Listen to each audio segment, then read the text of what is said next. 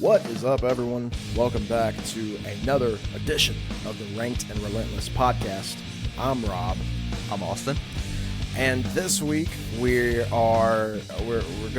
back to the bucket, or went back to the bowl last week, and we pulled an album that both me and Austin have been very, very excited to talk about. And this is going to be a very interesting episode. I don't know if folks are going to be quite expecting what's coming on these lists. I don't think either one of us are really going to be expecting what's going to come on each other's lists. I lost my train of thought because come on each other's lists really popped me there for a second. We're talking about Chocolate Starfish and the hot dog flavored water. Yes. By Limp Bizkit. Austin, now, Limp Bizkit has been such a polarizing band. Yeah.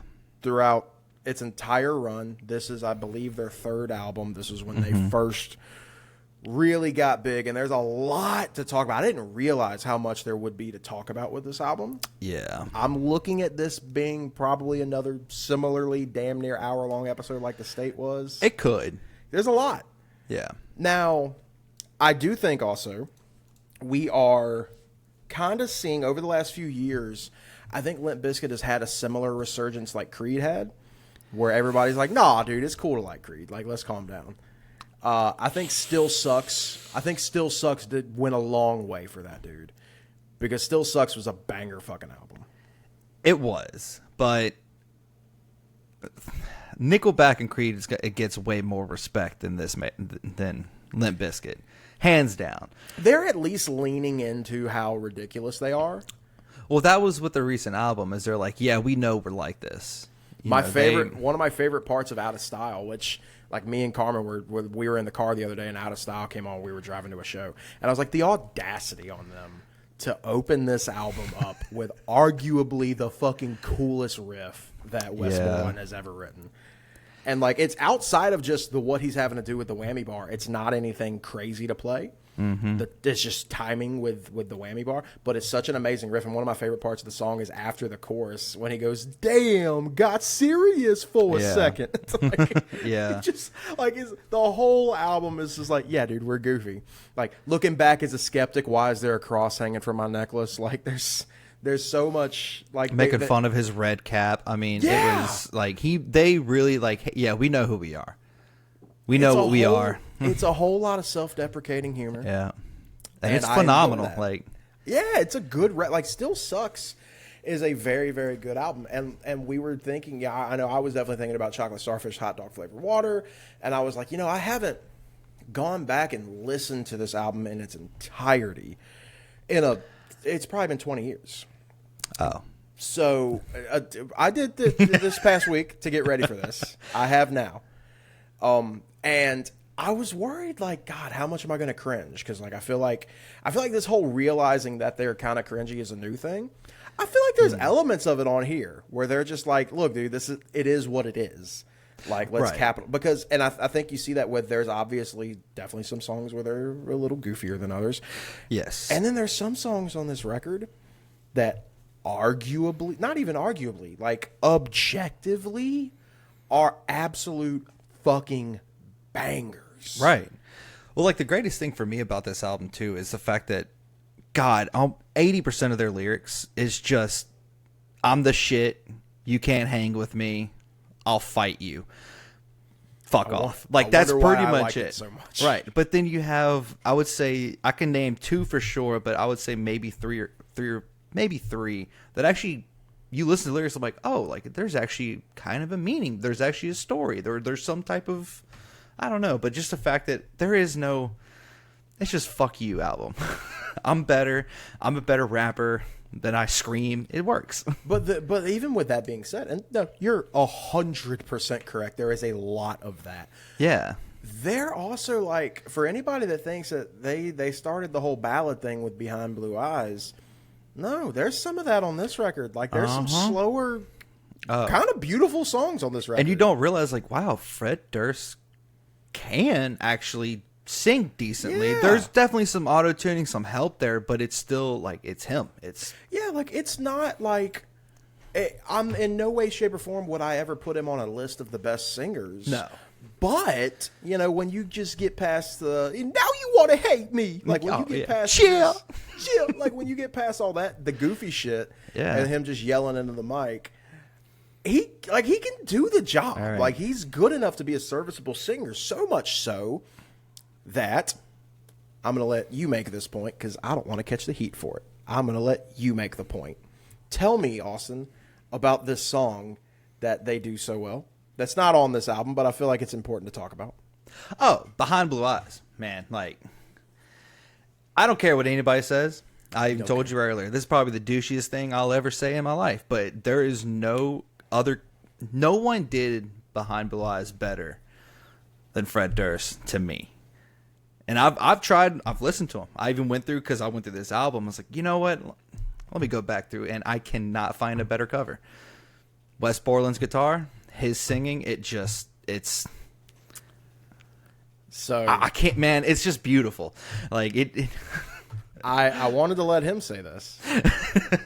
Look, I catch heat for opinions all the time. Yeah, so I'll take all the heat for this one. If there's any, like, everybody's got their guilty pleasures, stuff like, this album is 100% my guilty pleasure. You haven't listened to it in 20 years. I listen to it once a month. I will go through Limp Bizkit in my work truck and be like, yeah, fuck today, let's go. You'll be driving to a job going, you're right, Fred. It is Limp Bizkit fucking up your time. Right. Just like I'm driving. It is a fucked up world and a fucked up place. Okay, yeah. Nah, like it. So, and even going back to my childhood and everything, whenever I played soccer, we'd go, have tournaments on weekends, and we would listen to My Generation, My Way. We would listen to Hot Dog. Unfortunately, it was censored. We were like 8 and 10. That's the worst. But growing up, this was like the pump up album for the time I played soccer. Even when we were sitting around, like we'd pull up our little headphones and CD players, and we'd be listening to it at the shows or at the anytime we did any type of sports. Dude, it was this album. So I also have like some fond like childhood memories with this record. First off, I would like to say I wholeheartedly agree with the Behind Blue Eyes statement. Yeah. I love The Who. I enjoy The Who. Squeezebox is one of my favorite songs. If I'm doing some like classic rock karaoke, I'm probably doing The Who. I'm probably doing Squeezebox. Or Pinball Wizards. I love The Who. This one, the way Limp Bizkit did it, it was just kind of slower tempo and kind of more sad than like it. To me, it brought out the essence more of the song. It's so much better. Mm-hmm. It's so much better, and just the chords. Like try playing the original Behind Blue Eyes on guitar is so stupid and not fun. And like it's like some made up ass chord between an E and an A. I don't know, dude. It doesn't make any sense. But like the Limp Bizkit, but you hit the nail on the head of like it is a sad song, and it's hard to really feel the gravity of how sad it is with Roger Daltrey's doing whatever the fuck he's doing on that original recording. Yeah. No one knows what he likes. His voice is so too weird. high, like to me, It's for so that song. weird. And then like Fred actually like I feel like not only do they do a solid job, but I feel like they give the cover the respect that it deserves. Yeah.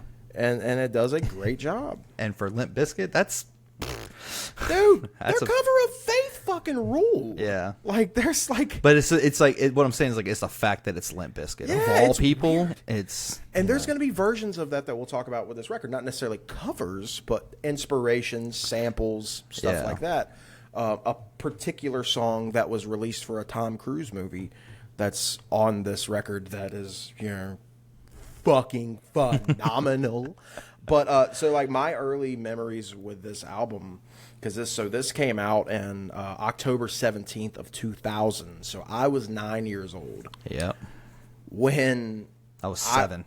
So when I was 9, me and childhood friend of ours, Corey, we were hanging out every weekend. Like I would go over to his house every weekend, and he had this on CD, and we would put this record on, and we would we load up the N64, we play WrestleMania 2000, and which I've got that down here somewhere, but like we would load up the N64, play WrestleMania 2000, listen to this album on fucking repeat. Mm-hmm. And it's weird. Like, it was this album. It was that Aaron Carter album. Fuck yeah, Came bro. out around that time. There's a couple other. Like, dude, like, How I Beat Shaq was a song I embarrassingly knew every fucking word to as a child. And, like, we would go from that to this. That's utterly insane. That's a wild. And then, like, dude, I remember when Big Timers put out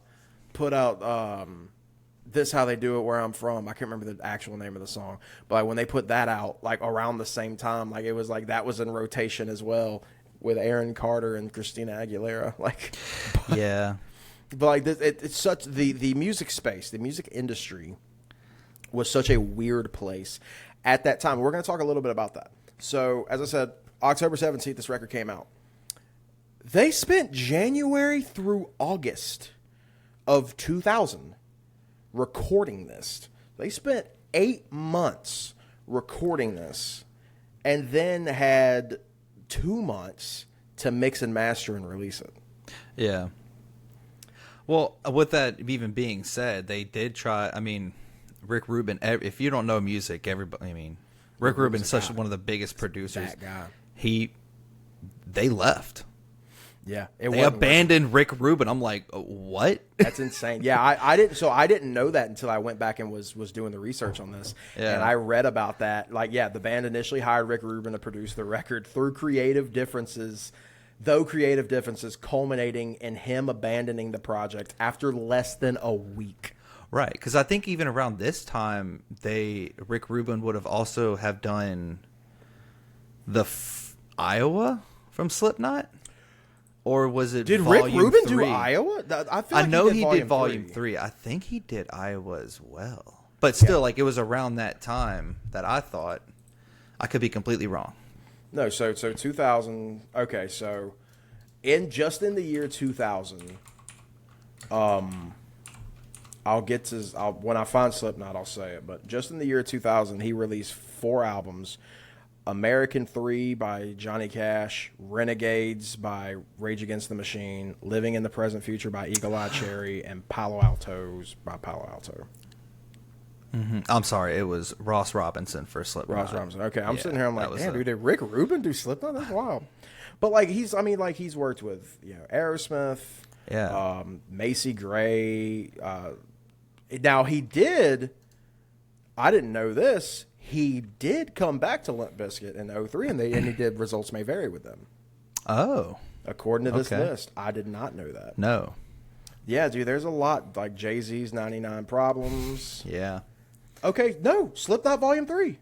Yeah, I know Rick Rubin did Volume 3. Yeah, I didn't know But that would have been like 2003 or 2004. That was 04. Now, Volume 3 is one of the greatest metal albums of all fucking time. Like, and it shows. Like, it makes sense. He also was he got producer credit on Limp Bizkit's Greatest Hits album. Yeah, like, so they wound up coming back, making it work. He did Minutes to Midnight by Linkin Park. Dude, Weezer's Red album. Like, that's just in the 2000s, dude. Yeah. Like, not to mention, like, his big claim to fame was working with a lot of those 80s rap artists, your LL Cool J's and Run DMC and Beastie Boys, and a lot of those guys, like, in that New York rap scene. That's what I'm saying. If you were a metalhead in the early 2000s, you knew Rick Rubin. Like, you just knew that name. Oh, he's the man. So, but back to this record. So it was recorded 8 months at 1, 2, 3, 4, 5, 6, 7, 8 different recording studios. I'm not saying Fred Durst is a good guy. I would love to know why. Right. I would love to know why they hop recording studios so much. If it was like a matter of, I think it probably had to do with. I'm pretty sure they were on tour during this, so I think it was probably a matter of like, we'll stop in whatever cities we're currently in at the time.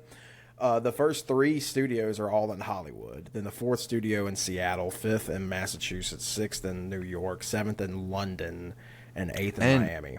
And really, I think all they had at the time was just Living It Up, because I know that was the MTV Awards. That's where I found them.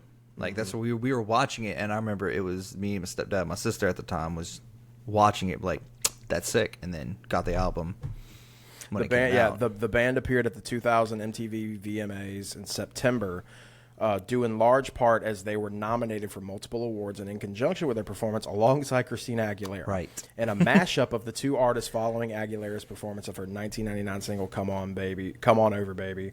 The band played an excerpt of the song Living It Up, possibly hinting at the song being a future single, though this never materialized for unknown reasons. But yeah, and then I know that like they missed deadlines and shit. You know, there was a lot of weird shit going on during this time, and a lot of interesting notes about this record. It would take us literally all fucking day just to read this Wikipedia page. It's so long. Yeah. So just for this album alone. Yeah, like this is one of those things that like I very much like I'll probably go back to this page a few times during this. I very much want each and every one of you that's listening to this, if you are interested in learning the history of the making of this album, it is very, very interesting. Just go check out the Wikipedia page. And if you can find more sources with better and more information, do that as well. I might, this is wild. Like, this is like the amount of shit that went into making this album is insane. And it's in the reviews state as much with how polarizing it is. All Music 2.5 stars, but the Daily Telegraph 5 stars. Melody Maker 4.5 stars, but Rolling Stone 3.5.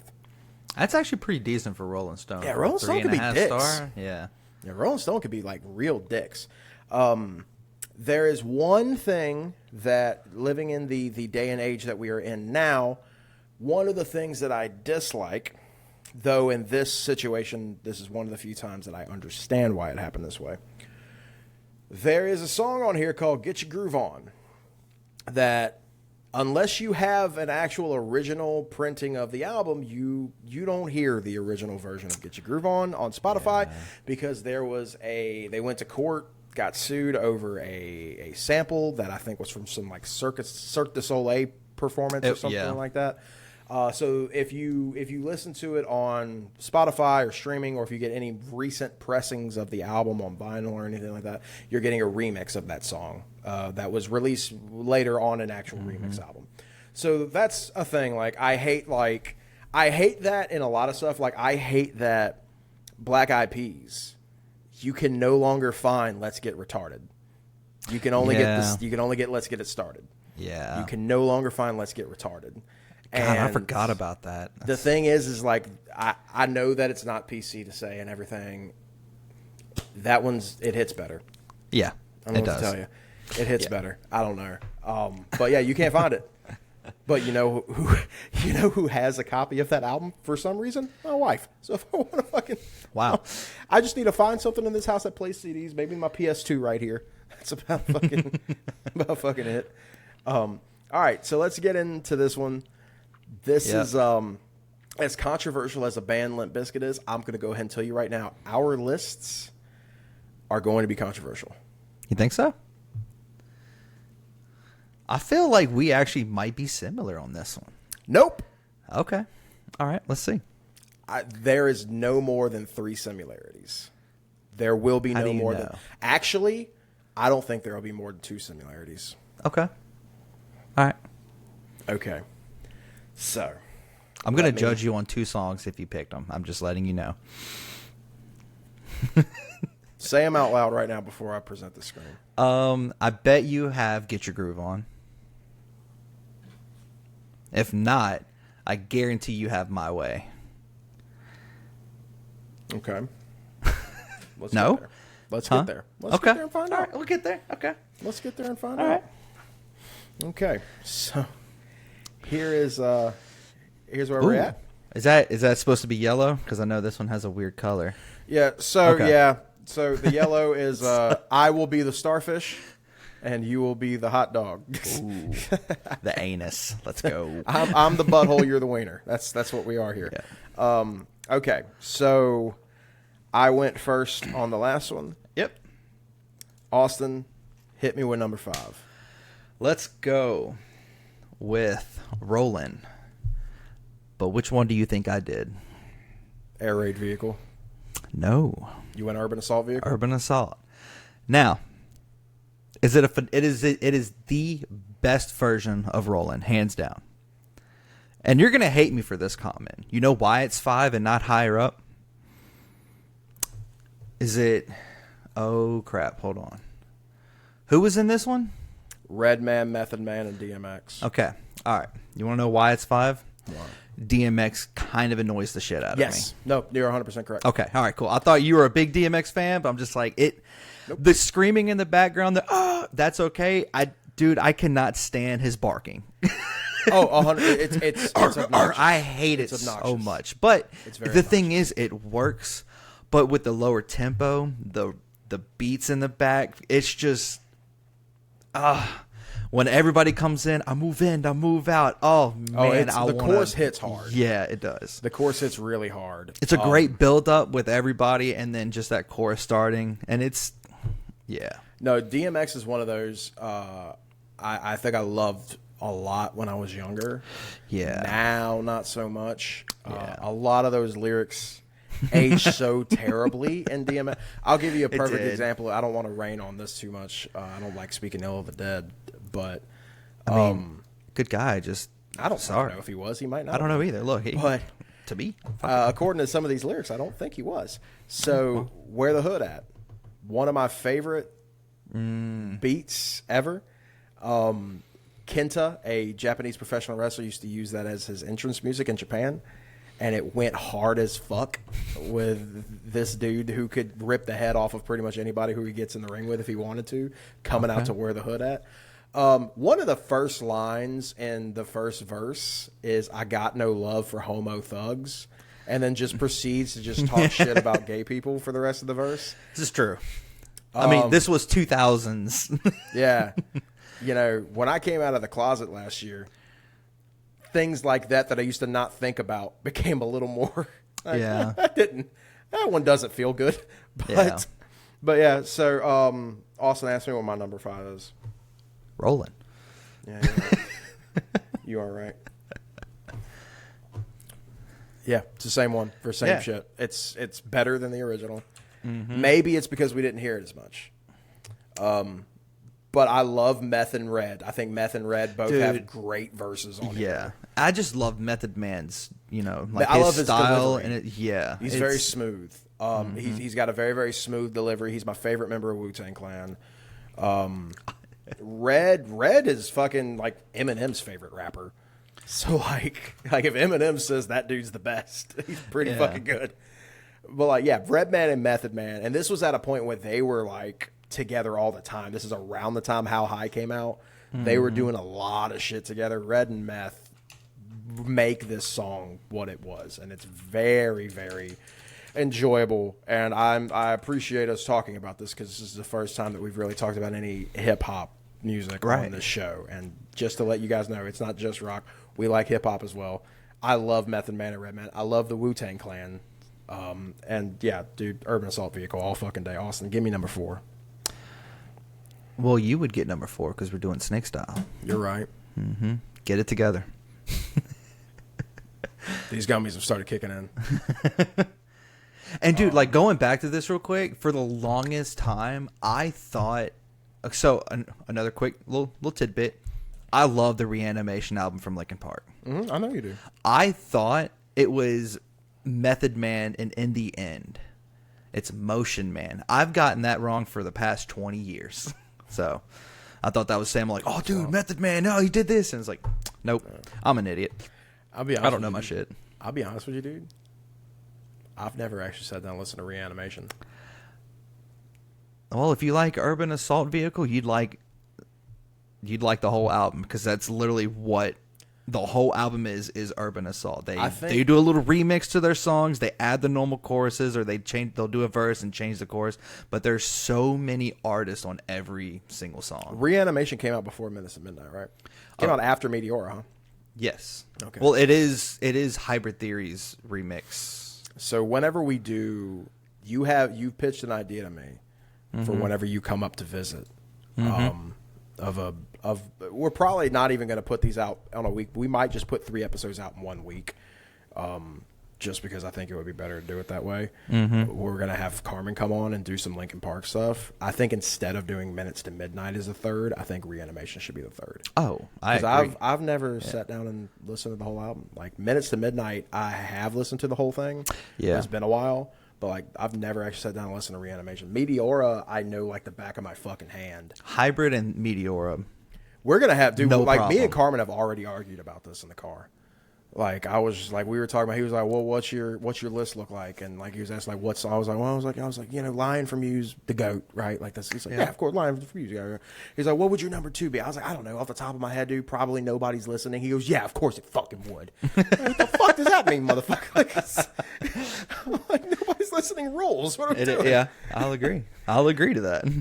I was like, dude, I tried to give you warning. But anyway, yeah. So all right, number so 4, what's your 4? Get ready to get mad at me. Really?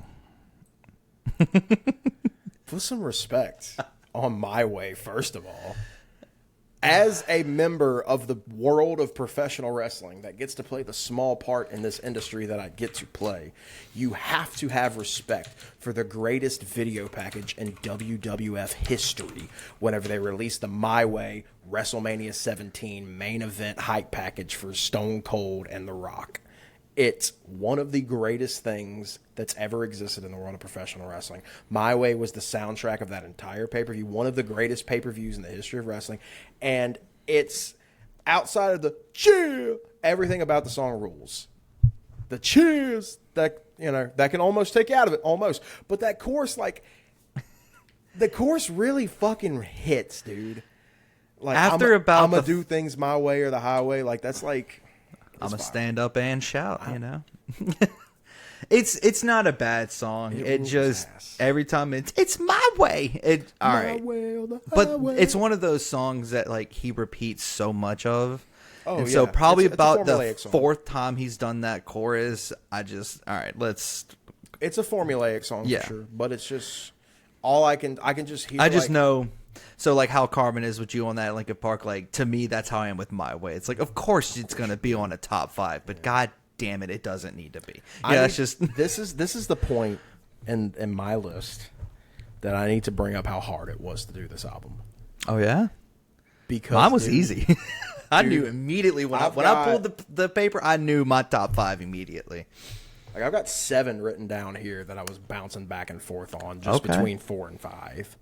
I'd like to do some nomination or like honorable mentions. Yeah. That'd be fun. Okay. Yeah. I mean, there's My Way. Maybe I'll talk about some honorable mentions before I get to my number 1. Okay. All right. So what's your number 4, Austin? My number 4 is My Generation. Okay. Hell yeah, dude. No argument out of me. That intro, the drums, that just heavy. That John the drummer, Otto, take it to the Matthews Bridge. But yeah, I didn't realize how much. I guess I would even say my drumming is very inspirational to this because that man hits. He's on the hi-hat and he's doing his thing, but he hits so many cymbals every single bar, like every 4 count, he's hitting a cymbal, and I do that so much. You do a lot of that, dude. It's almost like the same epiphany I had listening to The State last week. Right. And I'm like, fuck, dude. Like, I write like this still. And it's just like, yeah. But yet again, this one kind of, I guess it is kind of like how I would feel about My Way. How you feel about it. It's just the chorus. He says a lot of the same things. But then my all-time favorite part is the who gets the blame. Everything drops down. And then DJ Lethal, bring it on. Like, oh. I love that he shouts out so many members of the band in this song. Right. And then John Otto gets to take him to the Matthew Bridge. DJ Lethal gets to bring him on. You know, it's good. Yeah. It's really good. We got a lot of other name drops, but we'll get there. Yeah, we'll get there. All right. God damn it, dude. That makes me excited now. Yep. So number 3, as it should be for me, is Hot Dog. Yeah, well, to be. I This is starting to look like mustard and ketchup now that I really think. About it. I listen to the absolute shit out of this song. I know you do. Still to this day, I'm putting on Hot Dog and just saying fuck 47 times. Like, there's no ifs, ands, or buts. The only thing that gets me on this one and why it's number 3, because the verses I love, the guitar riffs are fucking phenomenal. It's his chorus. You want to fuck me like an animal. All right, 9 Inch Nails, we're good. The whole chorus, you want to burn me from the inside. You like to think that I'm the perfect drug. All Yeah. that's referencing 3 9 Inch Nails songs. Right, which is great. Like at the time growing up, that was cool. That was sick. But like, I guess over age, like you said, the lyrics didn't necessarily age as well as they, probably do. But it's just like, all right, I just kind of like listen to the chorus. Now, back in the day, I'm screaming it with them. But now it's just, all right, I'll stay silent, just listen to it to get to the verses. But yeah, the chorus. Yeah, the chorus is my least favorite part of that song. Mm-hmm. The verses are fun. If I say fuck 2 more times, that's 46 fucks in this fucked up rhyme. That shit rules. It's on. Everybody knows this right. song. And it's like great, and then so good. Yeah. It's so good. It's such a good song. It's so good that it's not on my list. It's fun. And that's what I'm going to say about this whole album. Every song really is fun. Except one. There's one song, and I'm hoping it's not on your list. It might number be. 3. when we get to number 2, Okay. I want you to know. I'm gonna start my 3-part apology by saying you're a wonderful person. Okay. All right. Number 3 for your boy. Living it up. Not giving a fuck. It's fun. Living life in the fast lane. Yeah. Got the fucking. It's dedicated to you, Ben Stiller. That's my favorite thing, dude. Shout out Ben Stiller, dude. You are my favorite motherfucker. You're my favorite motherfucker, dude. They shout out Ben Stiller. Ben Stiller's got a cameo in the outro, Right. Dude, It's wonderful. fucking love Ben Stiller, dude. They love the fuck out of Ben Stiller, dude. That's fire. Dude, early 2000 Ben Stiller. Late 90s, early 2000. Meet the Parents, Ben Stiller. Yes. Dude, Meet the Parents, Killing Ben it. Stiller's on top of the fucking world, dude. Dodgeball, Ben Stiller, get the fuck out of here, dude. One of the greatest fucking. Nobody antagonists makes of me all time. bleed my own blood. Dude. Nothing he said makes sense, but I didn't give a fuck. I loved every bit of it. Happy Gilmore Ben Stiller, dude. Fantastic. You will go to sleep, or I will put you to sleep. He's so good. Oh, your fingers hurt? Well, your back's gonna hurt because you just pulled landscape duty. Dude, I'm pumped. I'm so pumped about the new record, the new movie coming out. Just so I can see Ben Stiller. Same. There's gonna be I was talking with somebody at work about that the other day. Like, there's gonna be a lot. Like, there's a shitload of cameos in that movie. Like, worried that it's gonna take away from the movie. But I'm like, yeah, but like Stiller's coming back, dude. Yeah. That's gonna be fire. Yeah, dude. I love Living It Up. It's a great fucking song. It's and it's one of those that, like, when I was just going off the top of the dome, putting the top 5 together before actually going back and listening to the record, like, I kind of do that. Like, I tell myself, like, all right, before I listen, this is what I think my 5 will be. Living It Up wasn't on there, and then whenever I like hit play, and right after I hear about Ben Stiller being his favorite motherfucker, I was just like, God damn it, dude, I forget about how good this song is. Yeah. So it had to go on there. Am I up? Yep. What's your 2?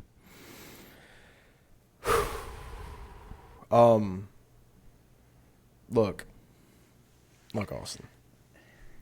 Sometimes in life, Yeah.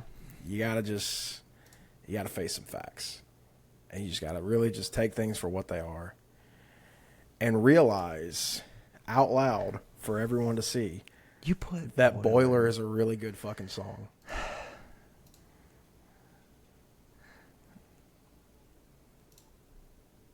Why? What is your reason?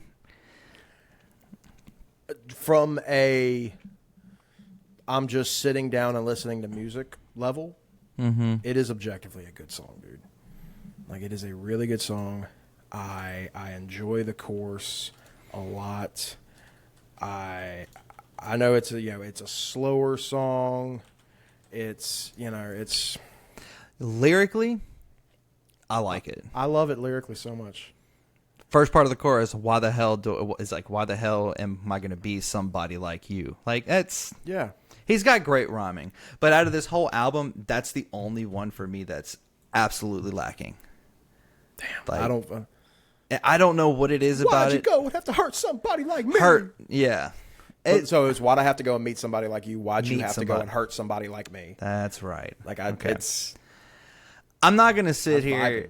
I will shit on it because if you listen to the whole album and you get to that song, it's like the way his style is, the way even to me, it almost feels like this was the song they rushed out at last and they couldn't, or like they missed deadlines and Boiler was the last one to get mastered with his vocals and certain things. That's kind of how I felt about it. But listening to the lyrics, his rhythm, it's good. It's just, to me, this is the only song that it's just lacking in punch and hit. It just, I think for me, it's one of the least Limp Bizkit songs on the record, and I think that might be why I like it. and I think you just nailed why I don't.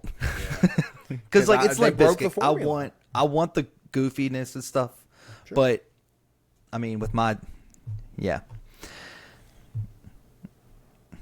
it's okay. I love it. It's I love okay Boiler. to me. I love Yeah. Boiler. So Hey, you see what it's- I'm saying right now? As we have a similarity at this Yeah. moment in time. Tell me your number 2. Number 2, Take a Look Around. Okay. Once again, I'm on the wrong screen. Okay, take a look around. Take a look around.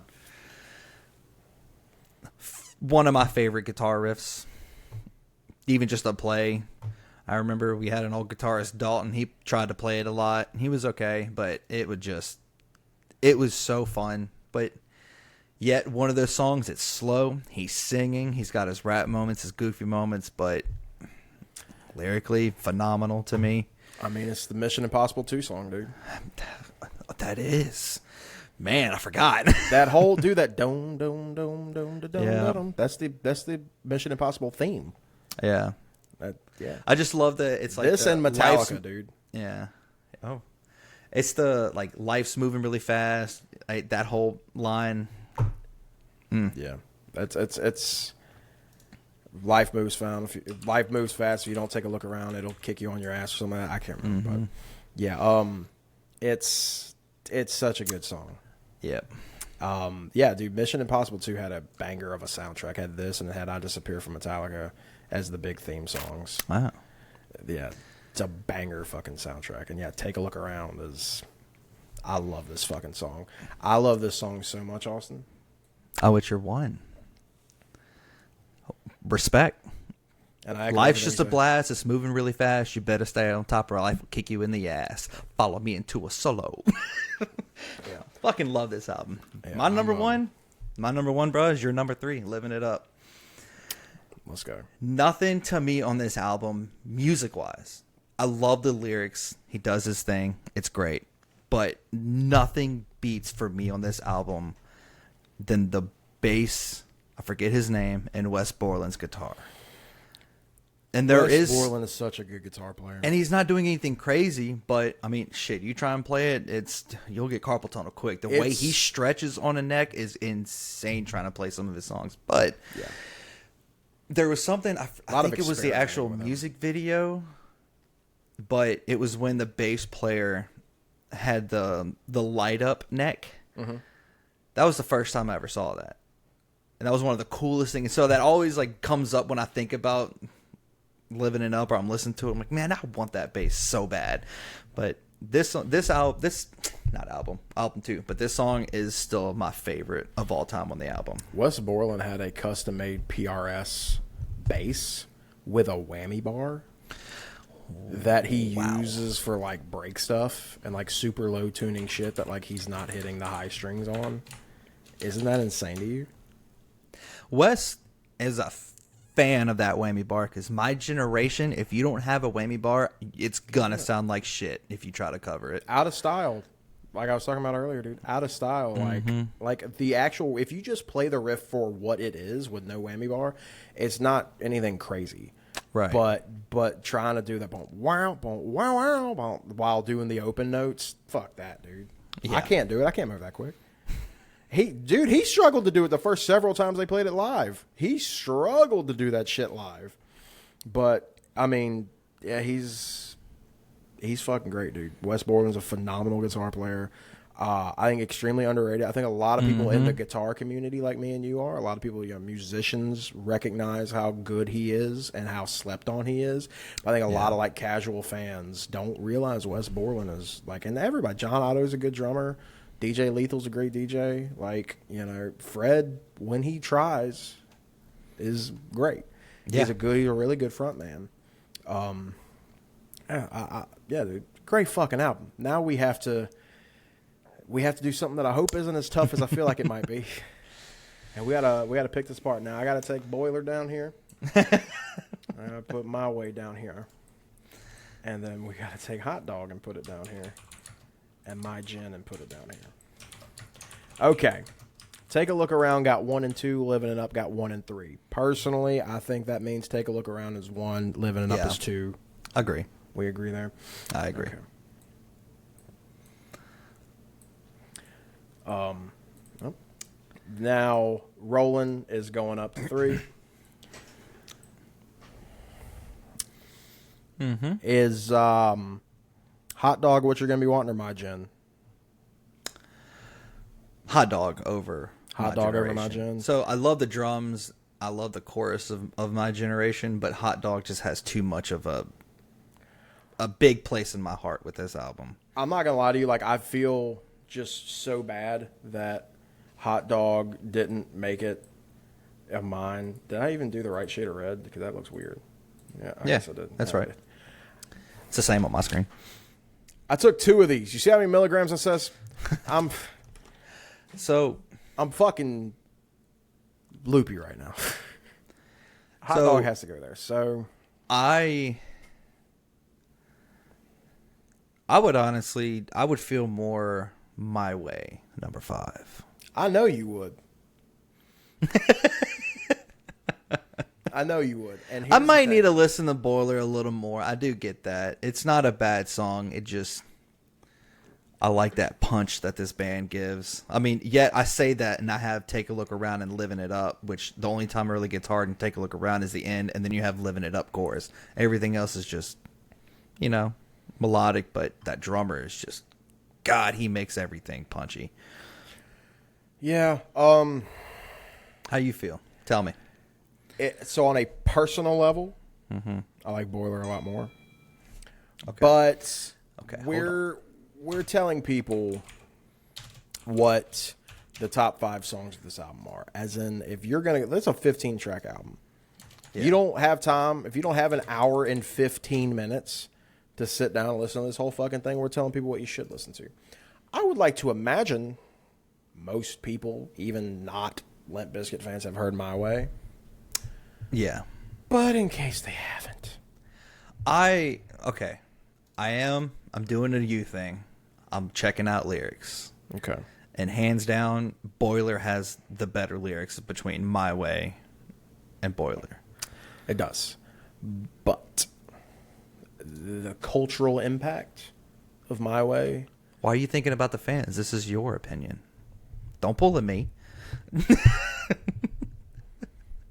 I have my opinions between My Way and Boiler, but at this point, because I literally have 4 on my list on this, I'm going to let you decide. Look, dude, y'all have heard My Way so many fucking times. Don't play y'all haven't heard My Way. It is a great song. It really is. I just have that's just how I felt about it. Because this is the thing. Like, this is the thing to think about here. Like, you've heard Rollin' Air Raid Vehicle. You probably haven't heard Urban Assault.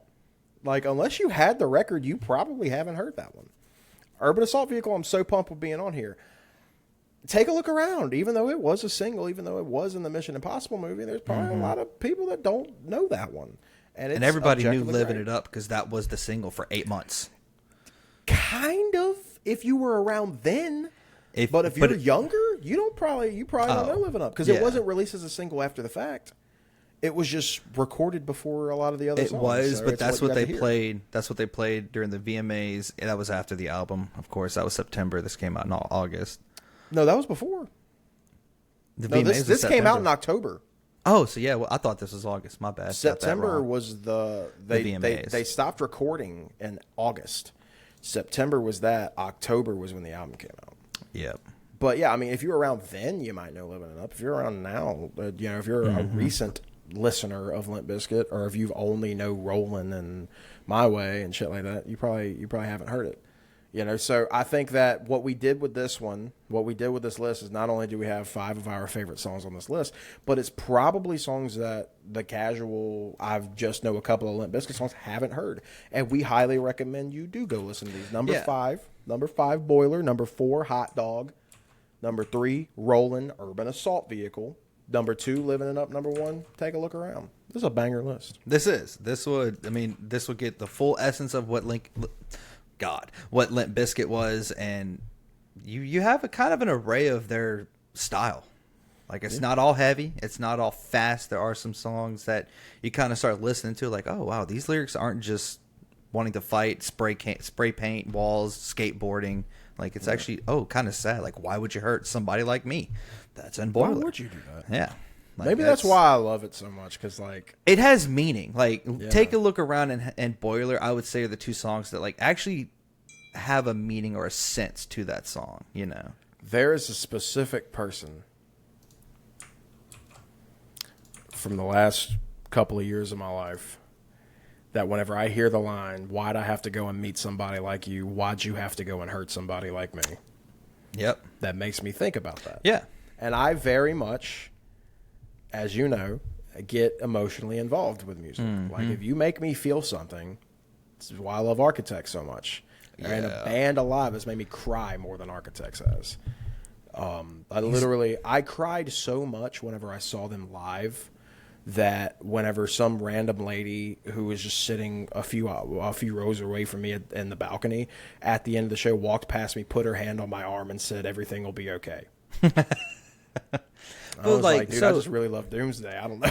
Yeah, well, like, that's the thing about Sam is not only is he just yelling, there's so much emotional, not only to his lyrics, but how he's yelling. Like, it's almost like he's acting like he's crying while because I guess it's whatever falsetto screams that he's doing the whole time. That's the term. But it just makes you feel like, look around, and Boiler's got really good lyrics, but Fred Durst ain't making you. No. He's not really emotional in his. If All Our Gods Have Abandoned Us is not in that bowl, we need to put it in there. Okay, I will put that in. We'll add that one to it. So we're gonna get to that right now. We're gonna get to the bowl. Yeah, the bowl. So the bowl. The next planned album, I'm gonna start taking a look at new records that are coming out.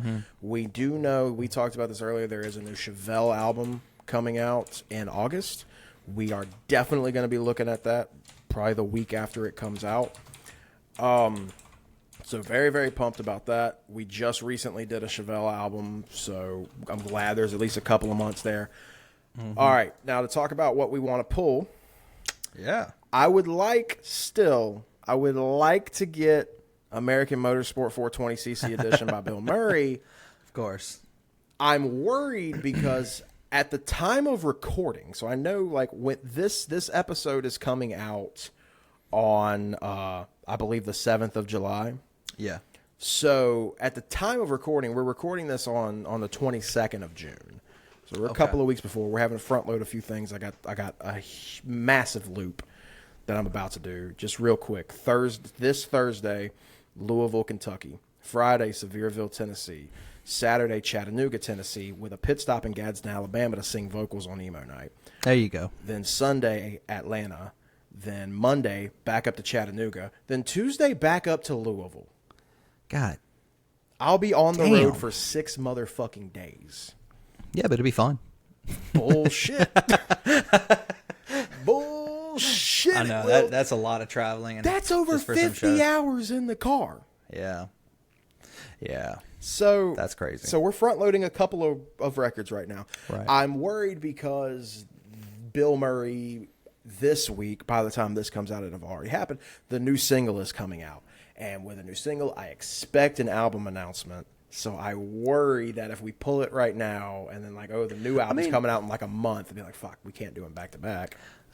Says who? Yeah, good point. It's our show. Who gives a fuck? Yeah, right. This is what we're doing. Give me Bill Murray American Motorsport 420cc edition. Now, we both had our first pulls already happen. What do you want your next pull to be? I have two, but the biggest one I want is Page Avenue Story of the Year. Okay. It's a good record. Saw them live years ago. Just like Limp Bizkit, I think out of this whole list we have, I've listened to that album more than every single thing on that's in this. Yeah. First show I ever saw live. They were in the middle of the bill. It was there was a headlining show it was headlined by My Chemical Romance. 7 bands. Story of the Year played third. Story of the Year played in between Billy Talent and Finger 11. Oh. Now, real quick, there will be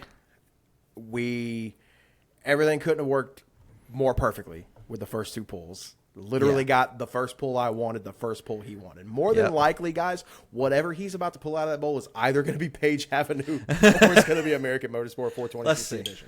Let's see. So shake it up good this time. Before you do, we each, every week, are allowed 1 veto. There might be a, I haven't listened to this album. I don't really have, for me, it could be something like, I don't have the time to listen to something new. Yeah. Or it could just be like, I'm just really not in the fucking mood to listen to that now. Because I think or I it could be 4. We Are. There's a few in there. There's a few bands. For example, Nickelback. Because I know Silver Side Up's in there. We just did The State. I don't want to do Silver Side Up right now. We have Silver Side and All the Right Reasons. And All the Right. Fuck, dude. Yeah. So I'll put now. We're each allowed 1 veto, but 1 each every week. Okay. And hopefully we don't use them. Let's see what we got on this first pull. All right. Give me 1. Let's see. We got. I mean, I'm excited for this album, but we also just did the new one. Sleep Token, Take Me Back to Eden.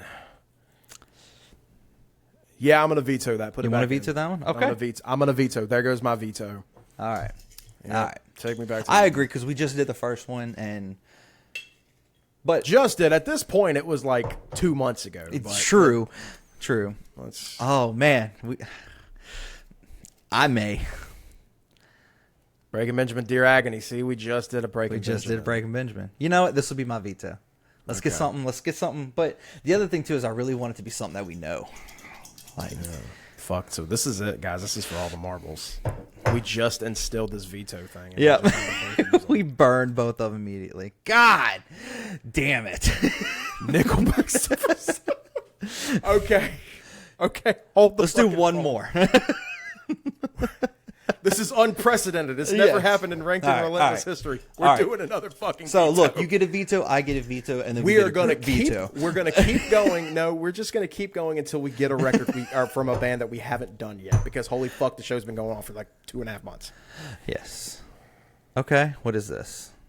Okay. 3 Days Grace 1X. Okay. Yep. I already know my number 1. You probably know mine already. Yeah, I think I do. I think I do know your number 1. Yep. 1X is going to be interesting. So I know I put self-titled in there. I was a big fan of self-titled. 1X is going to be. I think the argument can be made that 1X is probably their best album. Yeah. We'll see what happens. It's gonna be interesting. Yep. So, next week, if this is coming out on the 7th, or not 7th, the 8th of 7th. It's Mondays is when these come out. Mm-hmm. These are 20 milligrams each, folks. I ate 2. Mm-hmm. The 7th, this will come out. The 14th of July, you will be hearing our thoughts and opinions on 1X by 3 Days Grace. Do your homework. If you have not listened to that album already, you should. What are you doing? If you haven't, grow up. Yeah, grow fuck. What's your problem, dude? Yeah. What are you doing out here disrespecting 3 Days Grace? What's your fucking problem, dude? Go listen to 1X. Go tell us what your list is. Tell us that you're also pumped for the new Bill Murray record that by the time this comes out, you'll probably know what date it's coming out. You have talked about that. Are you going to go on the road with us as we search for the Hogman? I hope so. I think now we got to join the search for the Hogman after watching what we watched earlier, dude. We got to do it, dude. Yeah. All right, so been a great episode. Thank you all so much for tuning in. We will see you next week for 3 Days Grace 1X. I'm Rob. I'm Austin. Thanks for hanging out.